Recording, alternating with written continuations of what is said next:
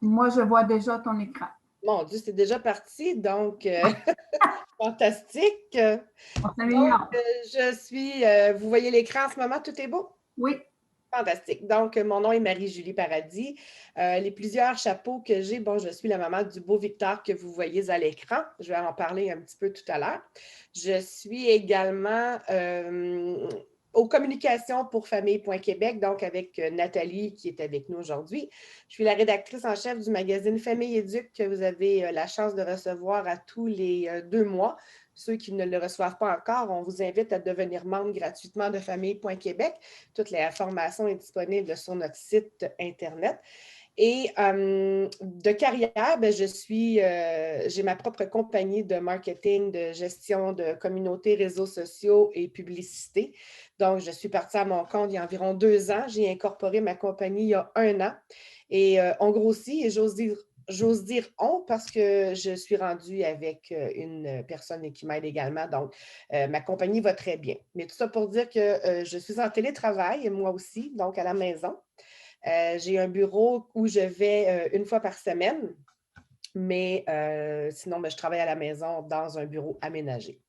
Donc, sans plus tarder, je vais vous partager mon expérience de maman d'un enfant autiste pendant la pandémie. Donc, le beau Victor a 11 ans, va avoir 12 ans en juillet. Il est autiste de niveau 1, donc c'est-à-dire léger. Victor a également un TDAH avec le H en majuscule et avec une médication. Il y a un trouble de langage mixte, c'est-à-dire en compréhension et en expression, qui était beaucoup plus sévère lors de sa petite enfance, mais qui est encore aujourd'hui, somme toute, une difficulté et un défi pour lui. Il est présentement en 5e année dans une classe TSA, c'est-à-dire une classe comme une classe où les élèves ne sont que 6 et sont tous autistes. Donc, il a fait quelques années au régulier et on s'est rendu compte que pour son défi, bien, ça serait mieux d'être dans une classe TSA où ça va très bien depuis. Et comme la plupart des autistes, ou encore la majorité des autistes, notre beau Victor a une grande rigidité alimentaire. Donc, ça serait très facile de vous élaborer son menu. Lasagne, steak, pâté chinois, croquettes, ça ressemble pas mal à ça. Donc, sans plus tarder, je vais vous parler de ses intérêts. Victor adore Minecraft. Je pense que Minecraft nous a beaucoup aidés durant la pandémie. Les Lego, les livres de Garfield, l'agent Jean et la Xbox. Donc, vous voyez que j'ai oublié de marquer aussi la tablette. Le iPad, bien entendu. Donc, ce que Victor fait à longueur de journée, s'il n'est pas sur sa tablette ou sur son Xbox, il lit. Et par chance, on a au moins découvert qu'il y avait cet intérêt restreint-là. Donc, ça ne me dérange pas du tout d'aller chez Renaud-Bré et de lui acheter énormément de livres parce qu'il lit, il lit, il lit et il nous pose énormément de questions. Qu'est-ce qui est arrivé pour nous avec Victor durant la pandémie? Bien, c'est sûr et certain, comme les autres intervenantes le disaient, la routine a été affectée. Et un enfant autiste, et encore plus Victor, comme la majorité, je dirais, si la routine est chamboulée, ça ne fonctionne plus du tout. Donc, il n'avait plus à prendre son autobus le matin. Je marque que le pas de devoir à la maison, dans la tête de Victor, c'est à l'école, je vais à l'école, je fais des travaux, je fais des devoirs et rendu à la maison, je veux rien savoir. Donc, du jour au lendemain, il fallait lui dire, ben non, mon homme, mais je suis désolée, là, tu dois faire des devoirs et tu dois travailler ce que ta professeure t'a demandé. Donc, nous avons eu des crises à régler, à gérer.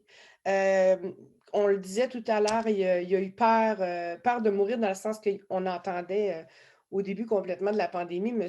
Legault, dans ses conférences, disait le nombre de personnes atteintes et le nombre de décès qui était beaucoup plus élevé. Donc, au fur et à mesure que Victor entendait ça, ben lui, il avait peur de mourir, il avait peur d'avoir la COVID.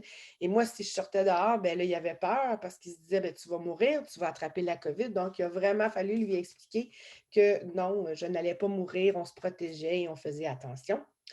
Madame, je pense que c'est Véronique tout à l'heure qui parlait des, des compétences et des qualités que les autistes ont, donc de suivre les règles effectivement, Victor suit les règles à la lettre, donc le 2 mètres, croyez-moi, il n'y avait quasiment pas un mètre pour un ruban à mesurer pour nous le dire, mais ça, on était dehors en train de jaser avec les voisins et nous le disait, le 2 mètres, distancez-vous. Donc, on se faisait rappeler à l'ordre très facilement. La vie de famille, la vie de famille et la fratrie, mon Dieu, est-ce que vous avez 2 heures devant vous?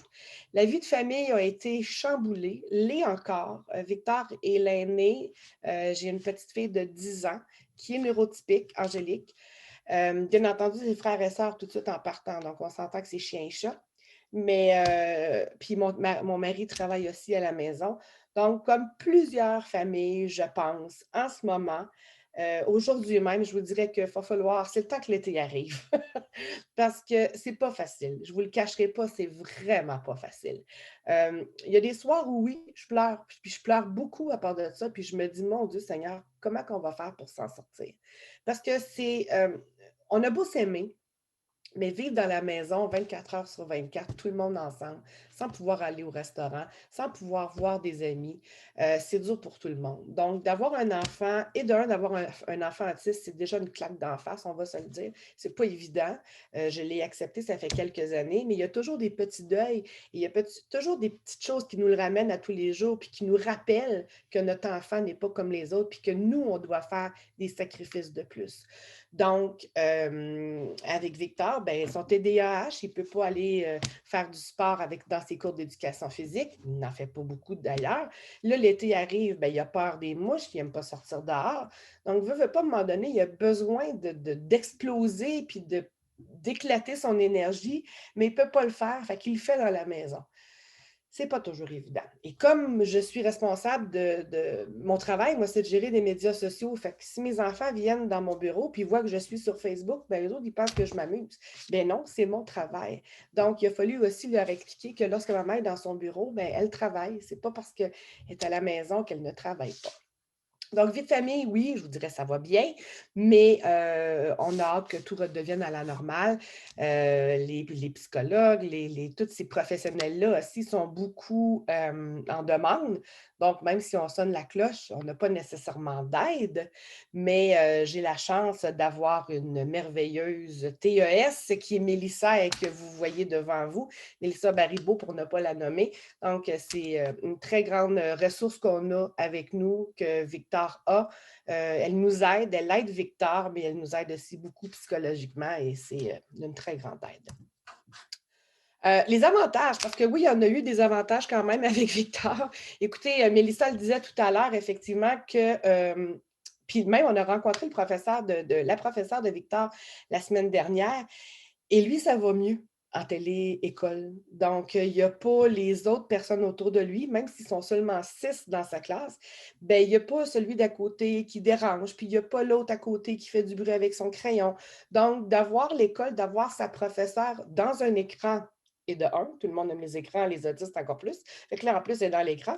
Fait que lui, l'attention est formidable, il fait très bien ses travaux, il écoute. On a aménagé pour lui dans le sous-sol un petit bureau où il peut être tranquille. L'enseignement 1 pour 1, de toute façon, l'enseignement 1 pour 1 en classe fonctionne déjà mieux pour lui. Il a acquis une grande autonomie, comme Mélissa le disait tout à l'heure. Maintenant, moi, j'avais de la misère des fois à aller me brancher sur des comptes et des choses comme ça. Monsieur, il sait très bien où il s'en va, branche son team, allume la caméra, voit sa professeure, retourne dans YouTube, retourne dans Classroom pour faire ses devoirs. Il a vraiment acquis une autonomie incroyable. Donc, là, la semaine prochaine, il retourne à l'école. J'aurais quasiment voulu qu'il reste à la maison, lui, mais que l'après-midi, il fasse d'autres choses. Mais l'enseignement était tellement bon en télé-école qu'on se demande, bon, on a découvert ça. Le temps d'écran aussi, Mélissa ou les autres personnes en parlaient. Victor adore les écrans. Donc, c'était pas facile en tant que parent de dire, bon, écoute, tu as passé l'avant-midi sur ta tablette, mais là, on va te donner quand même du temps pour jouer, puis là, ce soir, tu vas vouloir en faire. En tant que bonne mère, j'aimerais ça qu'il fasse d'autres choses. Ma fille, je lui demande de faire d'autres choses. Et encore là, ça crée des conflits parce qu'elle, elle se dit, ben oui, mais moi aussi, je vais être sur ma tablette. Non, toi, par exemple, va jouer dehors. Fait il y a encore de la jalousie, c'est tous ces tracas-là qui ont été difficiles à gérer et qui le sont encore. Mais somme toute, on va s'en sortir, ça va bien aller, comme dirait M. Legault, même si on est tanné de l'entendre. Mais ben c'est ça que ça a donné la pandémie et la vie avec un autiste. Donc, chaque jour, nous, c'est un petit défi. J'ai toujours dit, lorsque je faisais des conférences sur l'autisme, que quelqu'un qui est en deuil, d'avoir perdu un père ou une mère ou un frère ou une sœur, après un an, après avoir fait le tour du calendrier, la douleur est un peu moindre. C'est-à-dire qu'on va toujours avoir mal à la fête des mères si notre mère est décédée, mais plus le temps va aller, plus la douleur va être moindre, puis à un moment donné, le temps arrange les choses, comme on dit. Avec un enfant autiste, c'est le contraire. C'est que le deuil est toujours de plus en plus grandissant. Donc, au fur et à mesure que notre enfant grandit, on voit les petits deuils qu'on doit faire. Bon, ben, il ne pourra pas faire ceci. Non, il ne pourra pas faire ça. Bon, mais il n'ira peut-être pas. Fait qu'il faut toujours avoir une attitude positive, puis voir un peu si le bon côté des choses, parce que Victor, je ne le changerai pas pour rien au monde. C'est mon fils, c'est le plus beau, c'est le plus merveilleux, c'est le plus fin. Mais c'est d'apprendre à vivre avec ces petits deuils-là. Donc, eh bien, c'est ça. Je vais arrêter de partager mon écran à l'instant. Et je suis de retour. J'espère que ça fonctionne.